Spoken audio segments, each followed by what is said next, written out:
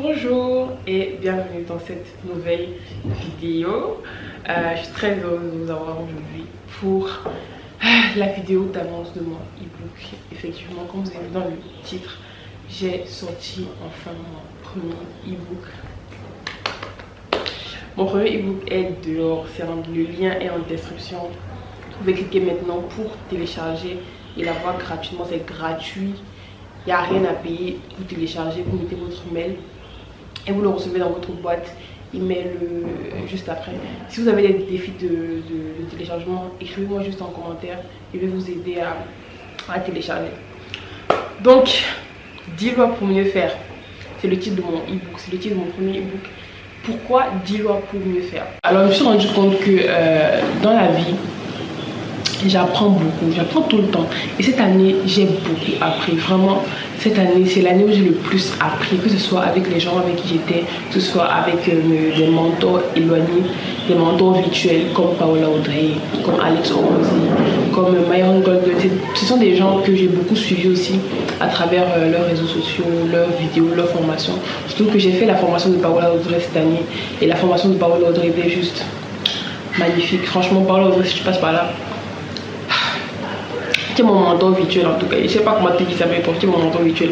Et j'ai beaucoup appris en fait cette année. Et je me rends compte en fait que quand j'apprends des choses, techniquement, ça ne doit plus me quitter en fait. À partir du moment où j'ai appris quelque chose, ça doit devenir, ça doit être ancré en moi, ça doit vraiment faire partie de moi. Et ben du coup j'ai décidé en fait que toutes les leçons que j'ai apprises cette année vont devenir des lois pour la suite de ma vie en fait, tout simplement. Parce que je sais que les prochaines années, je vais encore apprendre plein de choses. Mais ce que j'ai appris cette année doivent être des lois. Et chaque fin d'année maintenant, je veux lister les différentes leçons apprises et ça devient des lois pour ma vie en fait. Donc c'est comme ça que j'ai eu l'idée en fait d'écrire ça pour moi. Après je me suis dit, ben, ce serait intéressant que d'autres personnes peut-être qui n'ont pas encore vécu ce que j'ai vécu puissent avoir déjà une idée de ce que c'est. Et après, peut-être si elles arrivent si ces personnes-là vivent certaines choses, elles auront déjà les leçons apprises, elles sauront déjà comment s'en sortir. Donc je me suis dit, bon, je peux écrire le livre, alors je peux écrire un livre comme ça et tout, et surtout grâce à l'appui d'un ami qui m'a aussi beaucoup encouragé pour ça et que je dis merci d'ailleurs de m'avoir poussé parce que je ne me sentais pas crédible en fait d'écrire un livre. Je me disais qui va lire mon livre et tout, franchement je suis qui et tout, mais il m'a vraiment beaucoup aidé, il m'a vraiment poussé à l'écrire en tout cas. Donc c'est comme ça donc, que je décide donc d'écrire le livre tout simplement. Et du coup je liste dans les différentes leçons que j'ai apprises cette année et je réfléchissais au titre et puis je me suis dit, vu que je sais que cette année était une très bonne année pour moi, mais je sais qu'en 2024 je vais mieux faire en fait, je vais faire mieux que l'année passée. Et chaque fois en fait, je me rends compte que chaque fois qu'on passe d'une année à une autre, on a la possibilité de mieux faire, on a la possibilité de mieux faire que l'année passée. Et chaque fois avant de commencer l'année prochaine, il faut toujours se demander, ok, quels sont les principes que je dois absolument appliquer l'année prochaine. Et pour moi donc, ce sont les lois que vous allez voir dans le livre, ce sont les lois qu'il faut absolument appliquer si vous voulez mieux faire l'année prochaine. Et en tout cas pour moi, c'est ce que je vais faire, parce que je les ai appris cette année et si vous les lisez, vous allez aussi apprendre, c'est peut-être que vous allez anticiper sur plein de choses l'année prochaine. Donc c'est ça en fait l'objectif du livre. Dans le livre il est très facile à lire. Franchement j'ai écrit un livre pour ceux qui n'aiment pas lire. Moi de base quand j'ai commencé l'année je ne lisais pas beaucoup, je ne lisais même presque pas, j'ai envie de dire. Mais là j'ai énormément lu, j'ai beaucoup lu cette année et vraiment je vous encourage à lire. Et d'ailleurs mon livre, peut-être pour ceux qui n'aiment pas lire, c'est très facile à lire. Franchement vous pouvez le lire même en 30 minutes, en 1 heure, c'est très rapide. Le livre est constitué donc de 10 lois, donc 10 chapitres. Comme vous avez pu le voir dans le blog, le premier chapitre parle de la discipline. La discipline, c'est vraiment l'élément clé de tout ce que vous allez faire dans votre vie. Franchement, sans discipline, vous ne pouvez rien faire. Je suis désolée, mais vous ne pouvez rien faire. C'est la base en fait. La discipline te pousse vraiment à devenir. Si tu étais à 5 sur 10, quand tu appliques la discipline, tu montes à 9 sur 10. Obligatoirement, et que ça va shape en fait, ça va vraiment t'aider à être très bon dans ce que tu fais, dans ce que tu aspires à faire. La deuxième loi, c'est vivre en abondance. Et la vie en abondance, c'est reconnaître qu'il y a toujours mieux.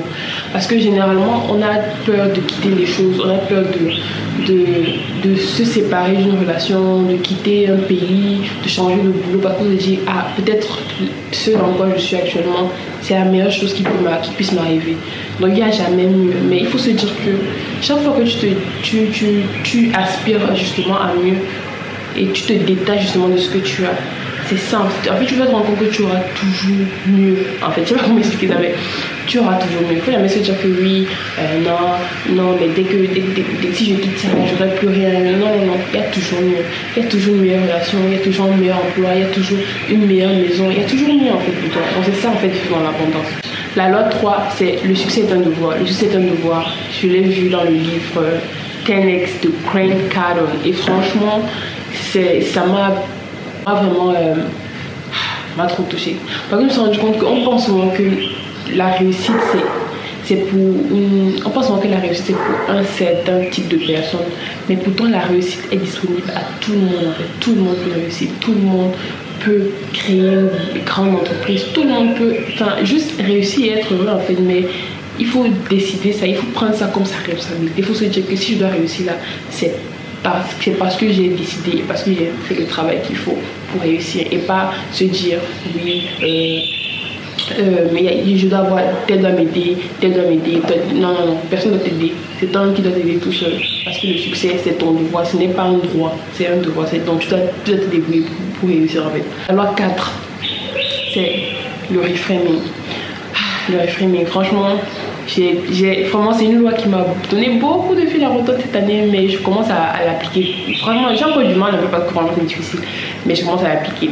Le reframing, c'est quoi? Quand tu vis une situation difficile, quand tu es dans un problème, quand tu vis une situation où tu te demandes est-ce que tu vas t'en sortir, est-ce que la fesse va même marcher et tout, quand tu te demandes plein de choses, il faut voir le côté positif de la chose en fait. C'est juste ça, c'est juste voir le verre à moitié plein tout simplement.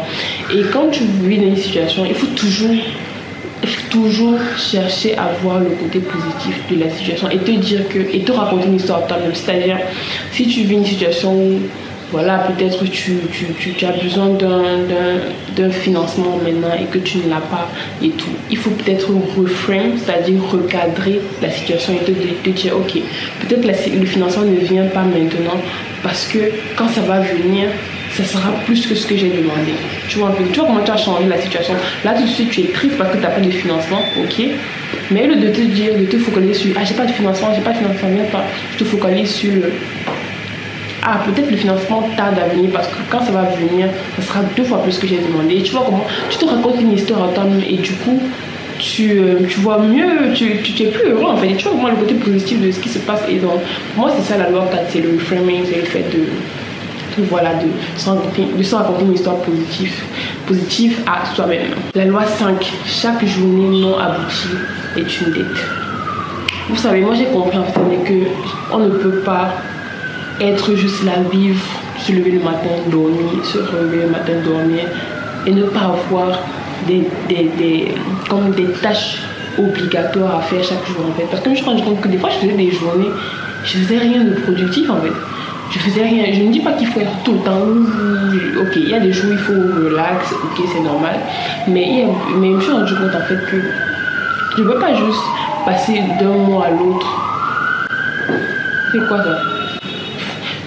C'est ça l'avantage de ça, quand tu vis au bord de la route comme ça. Donc je me dis, je peux pas quand même vivre comme ça, passer d'un mois à l'autre sans pour autant me dire que il y a ça que je dois respecter chaque jour en fait. Et du coup en fait le fait de me dire que quand je ne valide pas certaines tâches quotidiennes, ma journée n'a pas été validée. Genre quand je ne vais pas à la gym par exemple, quand je ne lis pas un livre, quand je ne travaille pas sur SAP Studio, mon entreprise, pour moi c'est une journée qui n'a pas été validée et c'est une dette sur la femme que je veux être. Parce que quand je vois le genre de femme que je veux devenir, que je veux être, justement il y a des choses que je dois respecter, il y a des tâches que je dois respecter et quand je ne les respecte pas, du coup je suis en retard en fait, je n'arrive pas à avancer vers la femme que je veux être. C'est pour ça en fait que chaque jour auquel je ne respecte pas cette tâche, pour moi je suis en retard, c'est une dette. Ouais, ça. Et loi 6, protéger son énergie. Pour son énergie, pour moi, il comprend en fait que les gens Parfois, il y a des gens qui vont faire des choses, ça va vous énerver. Des gens qui vont vous mettre des bâtons dans les roues, qui vont mal parler de vous, qui vont vous faire des choses horribles. Et vous savez que vous ne méritez pas ça. Et vous ne méritez pas ça, c'est vrai.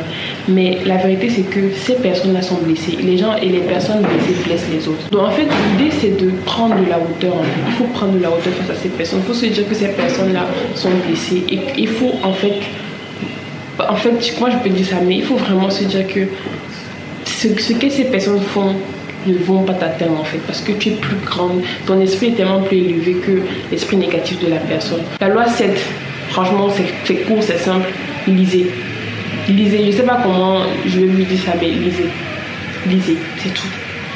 Quand tu lis, tu apprends, quand tu apprends, tu as le pouvoir. Knowledge is power. Et quand tu cesses de lire, tu cesses d'apprendre, et quand tu cesses d'apprendre, ben, tu cesses d'avoir du pouvoir.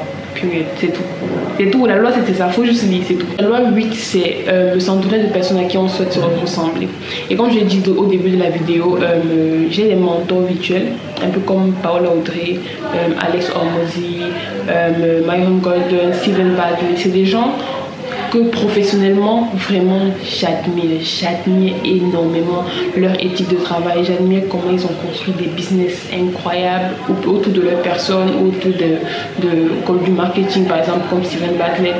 Et ces personnes-là, justement, je les regarde et je m'efforce vraiment à copier leur habitude en fait et à vraiment suivre ce qu'elles disent en fait. Et du coup, quand je m'entoure des personnes comme ça, quand au quotidien, c'est ça que je les écoute parler, je les écoute leur formation, en fait c'est ça qui nourrit mon esprit en fait. Et je m'entoure pas de personnes qui ne sont pas là où je veux être. Je ne peux pas être tout le temps en train de parler avec des gens qui n'ont rien accompli ou bien qui sont souvent dans le papato, comme ça, machin, tous les jours du matin au soir. Parce que ça ne m'apporte rien et c'est pas là où je veux être en fait. Dans 10 ans, moi je vais être comme Steven Badley avec ses 10 000 entreprises et tout. Donc je vais m'efforcer je lis ses livres par exemple. Je suis ses talks, ses formations et tout, parce que je veux être comme lui en fait. Donc ça sert à rien de s'entourer des gens qui ne sont pas là avec des gens par contre, ça sert à rien de s'entourer des gens qui ne sont pas là où vous voulez être en fait. Donc arrêtez, il faut arrêter de faire ça. Et franchement, si vous avez une opportunité de travailler avec des gens qui vous aspirent, peu importe le salaire, même si c'est gratuit, faites-le. Parce qu'en tant que jeune, il faut d'abord chercher à avoir les compétences. Cherchons d'abord à apprendre. Cherchons pas à avoir l'argent tout de suite. Cherchons d'abord à apprendre. Apprendre, c'est la clé de tout. Et apprendre aux côtés de personnes à qui vous voulez ressembler, ça vaut tout l'or du monde en fait. Bon, je me suis trompée plutôt, ça c'était la loi 9. Bon, la loi 8, c'est vivre dans l'abondance et être généreux. Et cette loi, je l'ai appliquée vraiment cette année parce qu'il faut savoir que cette année, j'ai eu ma générosité à épreuve. En fait, être généreux là, c'est spontané. C'est ce que j'ai compris et c'est un ami qui m'a fait comprendre ça en fait. Être généreux, c'est spontané, c'est pas calculé, c'est spontané en fait. Je sais pas comment expliquer ça, mais la vraie générosité, c'est donner même quand toi tu n'as même pas assez. C'est ça en fait. C'est apprendre à donner. C'est parce que tu te dis que tu es une source inépuisable. Et quand tu te vois comme une source inépuisable, tu sais que tu ne vas jamais manquer de rien. Et tu ne vas jamais manquer. Et quand la main qui donne, là, c'est celle qui sait qu'elle ne va jamais manquer de rien. Donc c'est pour ça qu'il faut donner, il faut être généreux. Être généreux, c'est pas calculer, c'est pas se dire si je te donne ça, puis je vais donner ça. Non. Et donner là, c'est pour soi-même, c'est pas pour les gens. Donner, le fait de donner là, c'est pour ça même qu'on ne fait pas pour les gens. Donc vraiment, c'est ça, vivre dans l'abondance, c'est être généreux. Là c'est la loi 8. La loi 10, c'est l'importance des cures de dopamine. Bon, j'ai déjà fait tout un podcast dessus que je vais vous mettre juste là, vous allez voir, pas pour vraiment aller en profondeur, mais c'était important pour moi de mettre ça dans le livre. Donc voilà les amis, c'est 10 lois pour mieux faire, c'est mon premier book. Et c'est comme ça en fait que j'ai fait de 2023 la meilleure année de ma vie. Donc voilà, j'espère que vous avez aimé la vidéo, j'espère que vous avez aimé le e-book aussi. N'hésitez surtout pas à me donner vos avis, que ce soit ici en commentaire, que ce soit sur Instagram, dans mon DM, écrivez-moi en DM, donnez vos avis. et je serais hyper heureuse de vous lire, franchement. Et aussi, un dernier truc, donnez le lien aux gens pour qu'ils téléchargent. N'envoyez pas le PDF aux gens. N'envoyez pas le PDF. Laissez que les gens téléchargent. Ça me ferait vraiment plaisir. Par contre, envoyez juste le lien de téléchargement, pas le PDF. C'est juste tout ce que je vous demande. Mais à part ça, merci à tous ceux qui vont télécharger. Bon, le livre est déjà disponible sur Instagram depuis. Et sur YouTube, je n'avais pas encore posté. Tous ceux qui ont déjà téléchargé, merci. On est presque à 100 téléchargements à l'heure où je vous parle. Et franchement, je suis trop heureuse. En tout cas, merci beaucoup. Merci. Je suis même pas en fait. Mais je suis trop contente. C'était vraiment le big move que je voulais faire avant la fin de l'année. Aussi, autre nouvelle, il y a le podcast qui revient très bientôt. Je reviens très bientôt avec mon podcast parce que ça aussi c'est quelque chose que j'ai beaucoup aimé faire cette année et que je veux refaire l'année prochaine. Merci. Et n'oubliez pas de vous abonner. Abonnez-vous, c'est gratuit. Je le dis jamais parce que voilà, je sais pas. Mais abonnez-vous, likez, partagez, commentez aussi. D'ici là, portez-vous bien. Bisous. Ciao.